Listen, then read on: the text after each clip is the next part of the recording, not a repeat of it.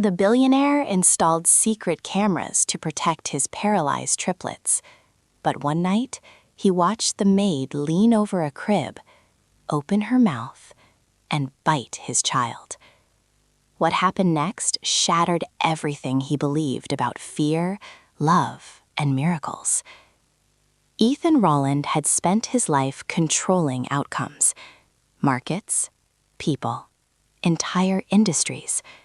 When Ethan spoke, boardrooms fell silent. When he invested, cities transformed. But none of that power mattered inside the west wing of his mansion, because there, under soft hospital lights, lay his 3 sons.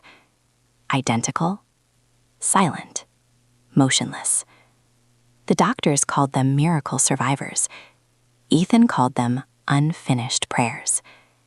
The triplets, Caleb, Jonah, and Micah, had been born strong, screaming, alive.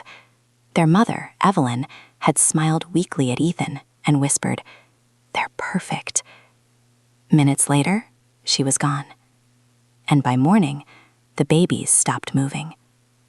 No kicks, no reaching fingers, no cries strong enough to fill the room. Just machines, beeping, breathing for them.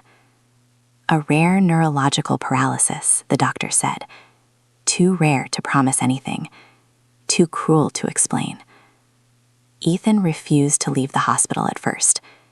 He slept in a chair beside 3 incubators, held their tiny hands, talked to them about a world they couldn't respond to. When they were moved home, he built a private medical wing, no expense spared. Round-the-clock nurses, specialists flown in weekly.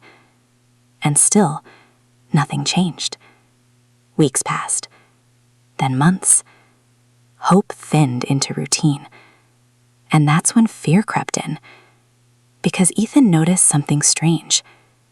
One caregiver never rushed, never treated the boys like patients. Her name was Mara.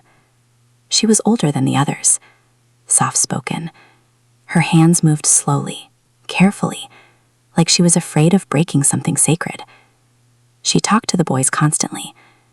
Not baby talk, real words, stories, songs in a language Ethan didn't recognize. She stayed late. Sometimes Ethan found her sitting in the nursery long after her shift ended, just watching them breathe. Anyone else might have found that comforting. Ethan didn't. Because when you're a billionaire, you learn a hard lesson early. No one is ever just kind. So he installed the cameras. Tiny, hidden, silent. Only he had access. He told himself it was for safety. Deep down, it was for control. For weeks, the footage showed nothing unusual. Feedings, checkups, gentle care.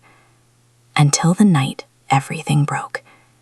It was 2:43 a.m. when Ethan's phone vibrated. Motion detected, nursery camera 2. He almost ignored it. Almost. Then something made him tap the screen. Night vision flickered on. Mara stood between the cribs. The lights were low, the room quiet. She leaned over Caleb. Ethan felt his stomach tighten. She took Caleb's tiny hand and raised it to her mouth. Ethan frowned. Then his breath stopped. Mara opened her mouth and bit him. Not hard, but clearly. Ethan jumped to his feet. What the hell? His mind screamed abuse, madness, call security now. But before he could move, something happened on the screen. Caleb's fingers moved. Ethan froze. No, he whispered. The fingers curled again, just slightly, but enough. Ethan's chest tightened painfully. His brain searched for logic. A glitch, a reflex. Then another alert appeared. Motion detected, nursery camera 1. Hands shaking, Ethan switched feeds. Mara was now beside Jonah. She pressed her forehead to the crib rail. She was crying. Ethan watched stunned as she whispered something, too softly for the camera. Then she did it again. A gentle bite. Jonah's arm jerked. Clear. real. Ethan's heart slammed against his ribs. "This isn't possible," he whispered. A third alert. Nursery camera 3. Mara stood over Micah now. All 3 cribs. All 3 sons.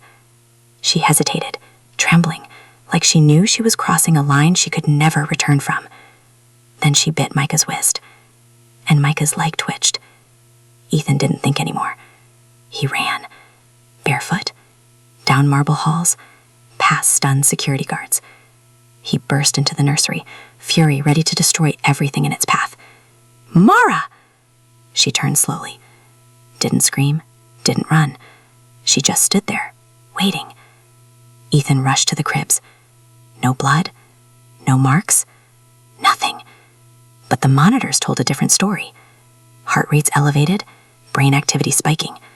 All 3 boys. At the same time. Ethan's knees weakened.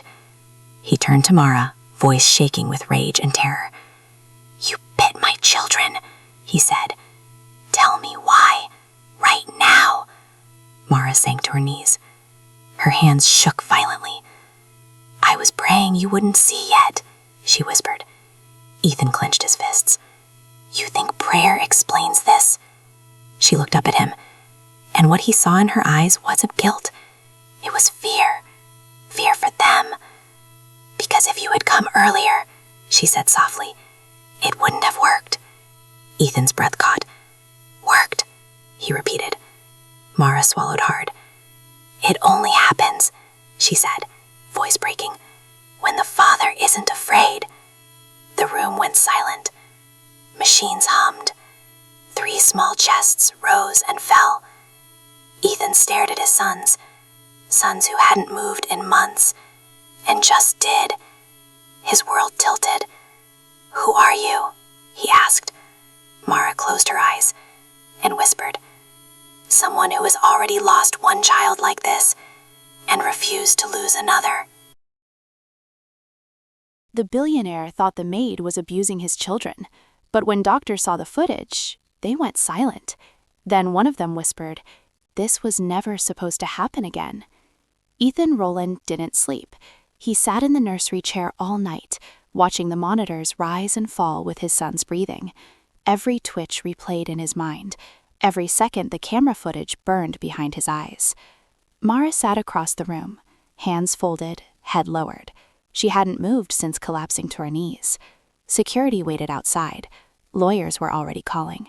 One word from Ethan, and Mara would be dragged out in handcuffs. Ethan finally spoke. "You have 10 minutes, he said quietly. "Tell me everything." Mara lifted her eyes. "They won't like it," she whispered.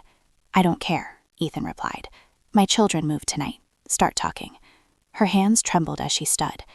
"When I was young," Mara began, "I lived in a mountain village where hospitals were days away. We relied on what our bodies knew before medicine tried to silence it." Ethan scoffed. "Are you telling me this is folk nonsense?"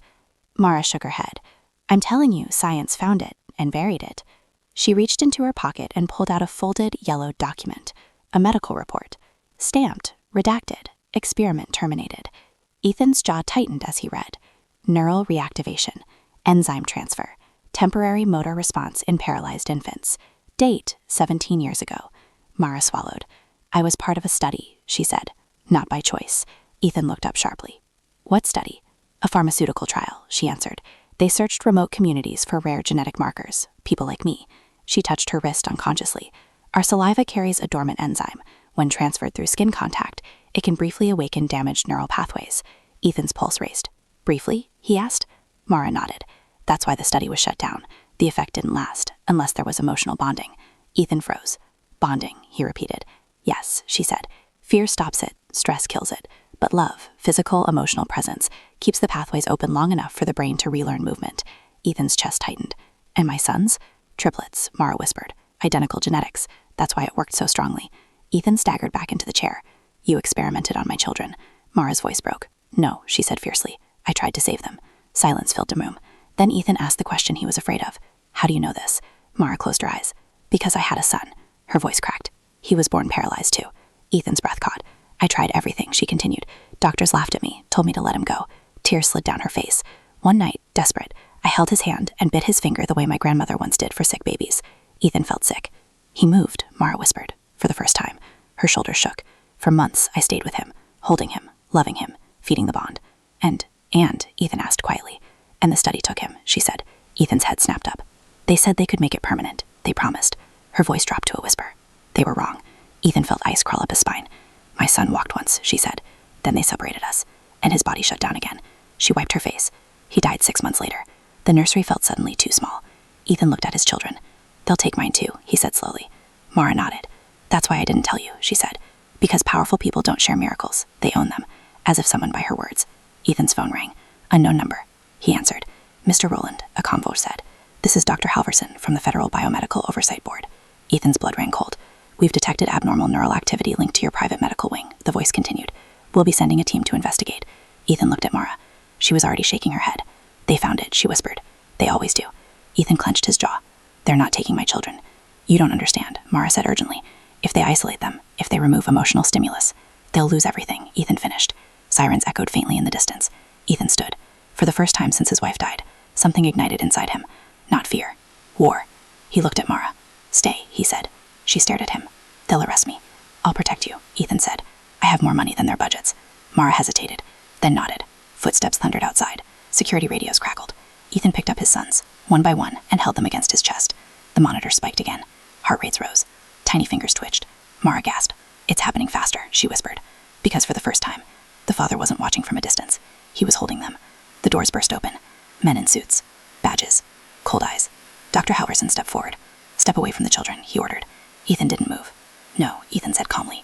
You don't understand what you're interfering with, Halverson warned. Ethan looked him dead in the eye. I understand perfectly, he said. You buried a miracle once. He tightened his grip on his sons. You're not doing it again. Halverson's eyes shifted. To the monitors. To the movement. To the proof he wasn't supposed to see. For the first time, he hesitated. The government came to take the children. The maid was handcuffed. The billionaire was told to step aside, but the triplets chose that moment to move. The room was filled with men who had never lost anything. Dark suits, polished shoes, cold expressions. Dr. Halverson stood at the center, clipboard in hand, eyes fixed on the monitors that refused to lie. Ethan Rowland didn't release his sons. Caleb's head rested against his chest. Jonah's tiny fingers were curled in Ethan's shirt. Micah's legs pressed weakly but unmistakably against his arm. Movement. Clear, undeniable. This activity is unstable, Halverson said carefully. Remove emotional variables and we can study it safely. Ethan laughed. It was a short, broken sound. You mean strip them of the only thing keeping them alive? He said. Mara stood behind him, wrists already bound by plastic cuffs. Her face was pale. They'll separate them, she whispered. Once they do, it ends. Ethan felt rage surge through him. You're not taking them, he said. Halverson sighed, as if disappointed. You don't understand the scope of this, he replied. This could change medicine forever. Ethan turned slowly. No, he said. This could change profit forever. Silence fell. Then something unexpected happened. Jonah whimpered. A real sound. Not a machine. A cry. Every head snapped toward the crib. Jonah's eyes that had never focused before, fluttered open. Mara gasped. Caleb's hand lifted weakly and grabbed Ethan's finger. Micah kicked. Once. Hard enough to register. The room erupted. Doctors shouted, agents scrambled. Halverson stepped back, shaken. This isn't temporary, he murmured. This isn't possible. Ethan's voice trembled. It is, he said. Because you forgot one variable. Halverson looked at him. What? Ethan lowered his head, tears spilling freely for the first time since his wife died. Love, he said. That word broke something. Alarms blared as the monitors spiked, neural pathways firing faster than ever recorded. One of the doctors whispered, They're rewiring themselves. Halverson's composure cracked. "We need isolation now," he snapped. "Sedate them if necessary." Mara screamed. "No." Agents moved forward. Ethan made a decision that would destroy his empire or save his soul. "Lock the wing," he shouted. Security hesitated. Ethan raised his voice. "I built this place. I own it. Lock it." The door slammed shut. For the first time in his life, Ethan Rowland broke the law. Outside, sirens wailed. Inside, Ethan sat on the floor, holding his sons as if the world might tear them away. Mara dropped to her knees beside him. "I'm so sorry," she whispered. "They'll punish you for this." Ethan looked at her. "They already took my wife," he said. "They're not taking my children." Hours passed. Negotiations failed. Threats came. Then something changed. The triplets began to breathe on their own. The machines quieted. Doctors stared in disbelief. "This shouldn't be happening," one whispered. But it was, because Ethan stayed. He didn't leave, didn't step back, didn't hand them over, and neither did Mara. She sang softly, the same song she'd sung every night. Ethan joined in, clumsy, broken, desperate. The bond deepened. The miracle stabilized. By morning, Halverson stood defeated. "This will go public," he said. "You'll lose everything." Ethan met his gaze. "Then I'll lose it," he replied. "But they'll live." The footage leaked anyway, but not the way they expected. Ethan released it himself. Every camera angle, every monitor, every lie exposed. The world watched a billionaire choose love over power. Public outrage exploded. Investigations followed. The program that took Mara's son was uncovered, shut down, arrests made. Mara was released.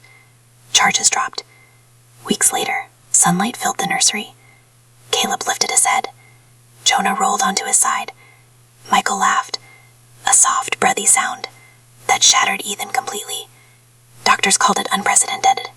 Ethan called it redemption. Mara tried to leave quietly. Ethan stopped her at the door. "Your family," he said. She shook her head. "I was only meant to start the fire," she replied. "You are meant to keep it alive." She kissed the boys' foreheads and walked away. Ethan never forced her to stay. Instead, he honored her. He created the Mara Initiative, a foundation protecting families from having their miracles stolen. No patents, no profits, only care. Years later, Ethan stood in a park. 3 boys ran ahead of him, laughing, stumbling, alive. One turned and shouted, "Dad, watch this." Ethan smiled through tears. Because the cameras were gone now, he didn't need them